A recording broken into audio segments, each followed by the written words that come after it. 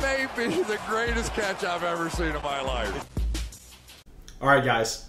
I know that I am usually the wet blanket here. I know that I'm the guy coming out saying, hey, Kyle Pitts, probably not worth spending the 104, 105, 106 on in a Superflex league. Hey, Javonte Williams, probably not getting the draft capital that he needs to guarantee himself a level of opportunity that would make him fantasy relevant starting in his rookie season.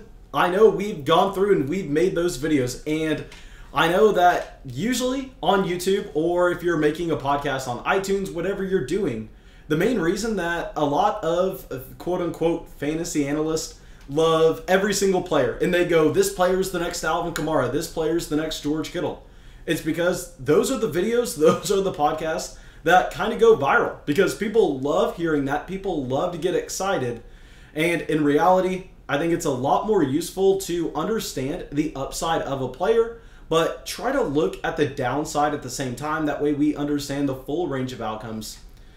Well, in this video, we are going to be hopping on the train of starting to hype some guys up, because Elijah Moore right now, I am so excited about if he continues to be drafted in the 3rd round of Dynasty Superflex rookie drafts, where he's consistently been going in our rookie mock drafts that we are hosting every single week on this channel. For everybody who's subscribed and everybody that has that notification bell hit. That way they can come in and they can join those mock drafts right away when we get those going. Just want to give a quick shout out to Premier Gang. But anyway, here with Elijah Moore, let's dive into it, because I think that he may be this year's Antonio Gibson. In that, no, he is not a running back. No, he doesn't profile to be the same player.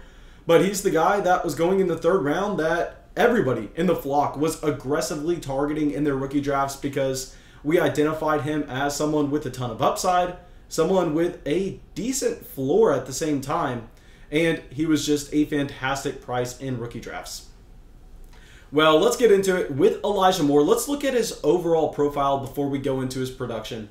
And right now, Elijah Moore is 20 years old, and we know that this is so important. You always want to see your wide receivers coming out after their true junior season, because generally the guys that have the talent, they're not staying around in college for 4 years. I mean, very rarely do you see a player like Deebo Samuel that's in college for 4 or 5 years come in and make an immediate impact at the NFL level. I know that used to be the case a long time ago, but this is a new age in the NFL where these athletes, they know as soon as they have that guaranteed money, as soon as their agents tell them, hey, you would be a top 60 overall draft pick and you're going to be making this much money.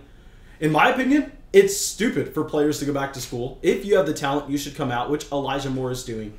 And Elijah Moore, I mean, he's had the talent all along. This was a wide receiver that was a 4-star prospect going into Ole Miss, and he was actually originally a Georgia commit that decided to not transfer, but decommit from Georgia, end up going to Ole Miss, and I think that was a fantastic decision by him, because at Ole Miss, he was able to be featured in the passing game that would not have happened at Georgia, where he actually, if you look at his college dominator, was 91st percentile, so he was just crushing every other wide receiver in college in terms of demanding an insane amount of volume in his respective offense. And at the same time, Elijah Moore has a nice breakout age where he's 83rd percentile with his breakout age. And I will say, yes, I know that Elijah Moore broke out as a sophomore, but we can make the argument that Elijah Moore in most other programs would have broken out as a true freshman, because you go through and let's look at his freshman year where he was able to go and post 3.3 receptions per game, 36 yards a game, and 2 total touchdowns. And I know some people are rolling their eyes at this. They're going, Mason, why are you talking about this being impressive? And it's because we need to put the context behind it. Just like why I am above consensus on Devontae Smith, in that Devontae Smith outproduced Jalen Waddle, Henry Ruggs, and Jerry Jeudy in his junior season. We actually had a player like Elijah Moore having to compete for targets with DK Metcalf and with A.J. Brown. And now, I don't know if you've heard of these guys named DK Metcalf and A.J. Brown, but they were at Ole Miss the same time of Elijah Moore, and they have turned out to be pretty decent NFL wide receivers so far. So So you can't blame Elijah Moore for not putting up a ridiculous amount of production in 2018 because he did what he could. I mean, we wouldn't have even seen the 3.5 receptions a game and the 36 yards a game if it wasn't for DK Metcalf missing some time. DK Metcalf only played 7 games that year. And as a quick side note, Dawson Knox was actually on the same roster. Dawson Knox played 9 games for Ole Miss. And if you don't know who Dawson Knox is, he was a tight end drafted by Buffalo in that 2019 NFL draft. And I kind of wasted a roster spot in Dynasty, rostering him in so many leagues for God knows what reason. But hopefully it turns out to be a decent decision sometime soon. But regardless, let's go back to the overall profile and let's look at Elijah Moore and what his expected athleticism and size is. And right now, these are not official numbers. So please don't go down to the comment section telling me these don't mean anything. I know they don't mean a lot, but they're at least something to look at. And Elijah Moore, 5'9", 185 pounds with a projected 4.50 40-yard dash.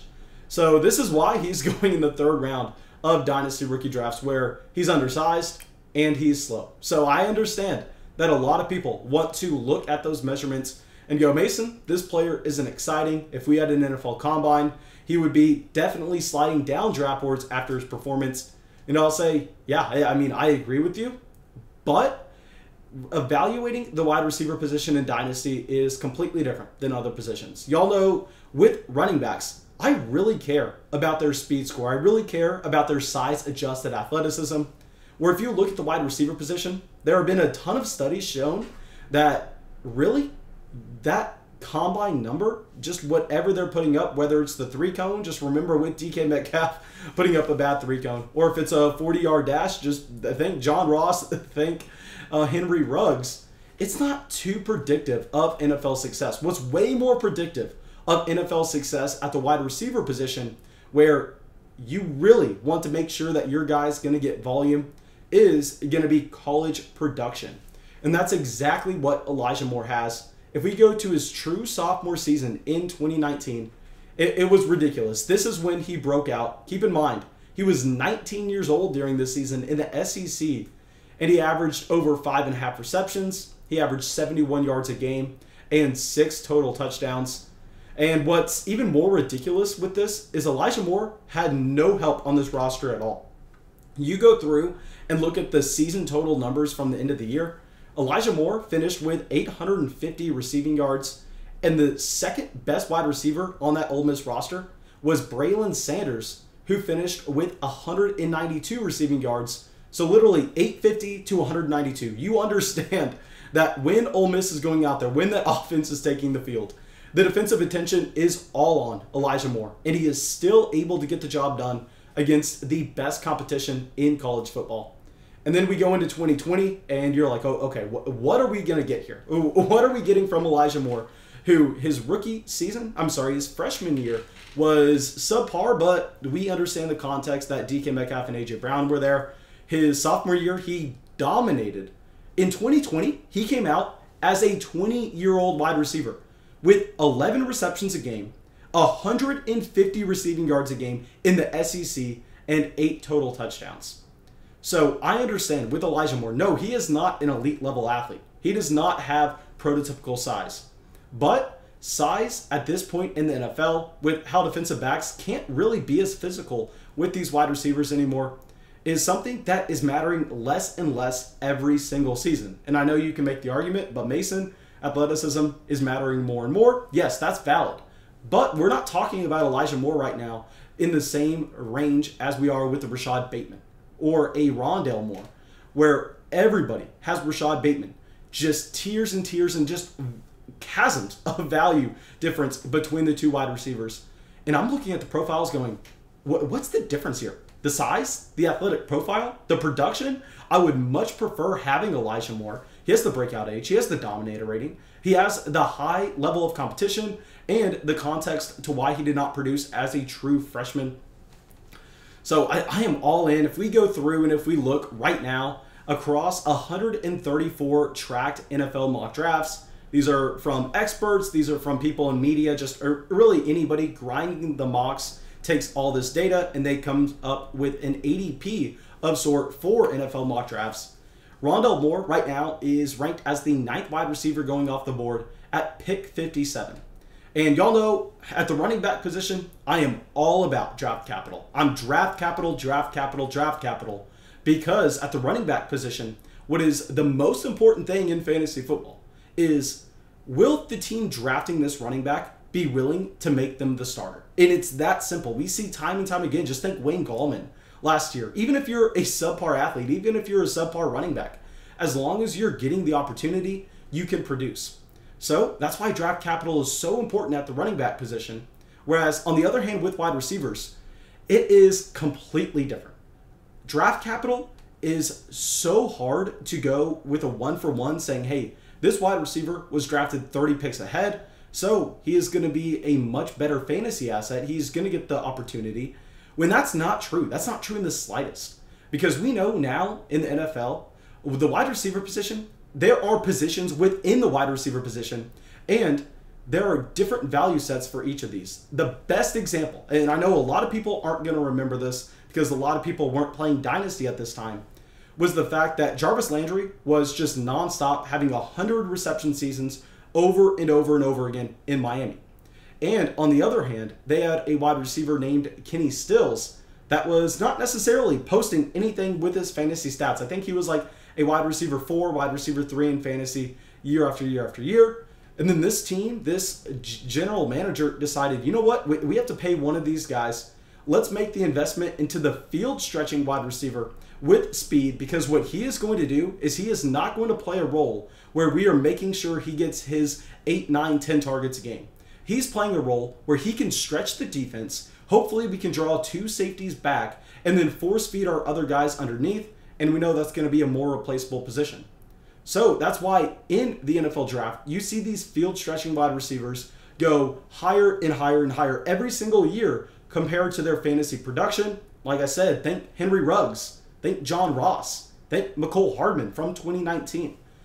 So that is why draft capital at the wide receiver position doesn't mean too much as long as you are going to be a top 3 NFL draft pick. I'm sorry, top 3 round NFL draft pick. So right now, consensus has Elijah Moore checking that box of draft capital and going around pick 57 on average in these mocks. I mean, there are some decent landing spots in that range. If we go to the 2nd round and go, okay, Elijah Moore is probably a late 2nd, early 3rd round pick in the NFL draft. You have the New York Jets, which if the Jets take Wilson with the 2nd pick overall, that is going to be an intriguing landing spot as a team that has Denzel Mims to play that prototypical X wide receiver position. They're losing Brashad Perriman to free agency. Jamison Crowder, I wish I knew what was going on with them off the top of my head, but I don't think we need to talk about that too much. Then Miami is in that range. Miami could easily make an investment into the wide receiver position pretty much at any pick they decide in 2021. And then you have Cincinnati, you have New England, you have Green Bay, you have the Kansas City Chiefs. Now, any of these would be fantastic landing spots for Elijah Moore. And right now, going as a 3rd round pick in Dynasty rookie drafts, I think that he is 100% going to be a riser. I promise you. I think if we had the ADP for these rookies pulled up right now, we would see Elijah Moore. I think the majority of drafts he's going off in that early 3rd range. I think that he is going to jump up. He should be viewed in the same range as a Tylan Wallace and Amon-Ra St. Brown. I think that he's actually going to be ranked higher than those wide receivers in my own personal rankings, which should be available on Patreon any day now. I promise y'all I'm going to get you those. I'm just making sure that we have everything we want going into them. And yeah, I think that we can safely say more people are going to hop on this Elijah Moore train. I promise you that.